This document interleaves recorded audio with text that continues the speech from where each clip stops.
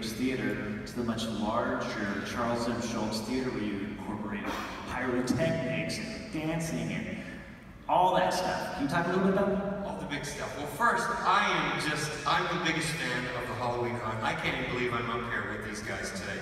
So thank you so much. And my years at Knott's were amazing. I loved working on the shows there. But I started out, my very first Halloween Hunt was in 1993, and the entertainment department came to me. I was performing just down the street at a dinner theater called Wild Bill's in Buena Park. And I was kind of the headline comedy guy at the end of the show. And Amanda Mateague, who was one of the entertainment people at Knott's, came out and saw me and said, "Would you be interested in doing our Halloween Hunt?" Of course, like, would I?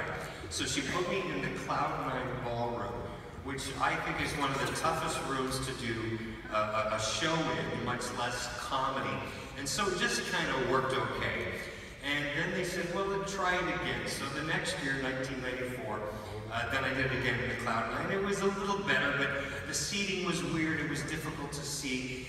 And then they came up with the great idea of, like, you know what? We've never been able to put a Halloween show at the wagon camp. Let's put Ed in the wagon camp. Well, now this is even further the worst theater to perform at, because there's a giant cliff that you're looking up the side of, and you can't even see the performers. And I remember when we were creating the show there, I said, well, I need sort of a backdrop. Couldn't we tie a cable from this building where they do the high fall over to the tree that's planted right here in the middle of the stage? And they said, oh no, that is the sacred tree that Mary Knott planted with her own hands, and that tree will never be cut down. So we took a big giant nail and spiked it into this tree and threaded up a backdrop anyway. And that was the worst show I ever did, because we did the song The Girl in Half, and I remember I pulled the box apart, and the box that had the girl all curled up in it, she fell over. Because I don't know if you know, the stunt stage is like walking on a trampoline, so there's no hard surface. So we bring the boxes out and everything would fall. So I thought, that's it, my career at Knott's Berry Farm is done.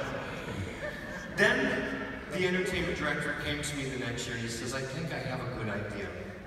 Do you know our theater called the Birdcage? I said, yes, that's where Steve Martin used to do the melodrama shows when I was a kid.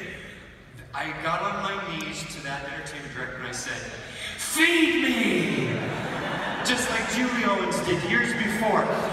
And I went into that birdcage and it was like a freaking comedy club. It was just 200 people and it had a brick wall behind me basically. And that was the blessing.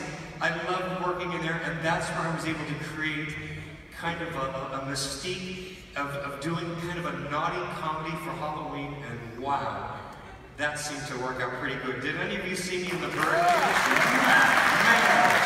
Now, I'm going to ask you to go back to the birdcage, because the pay is crap. But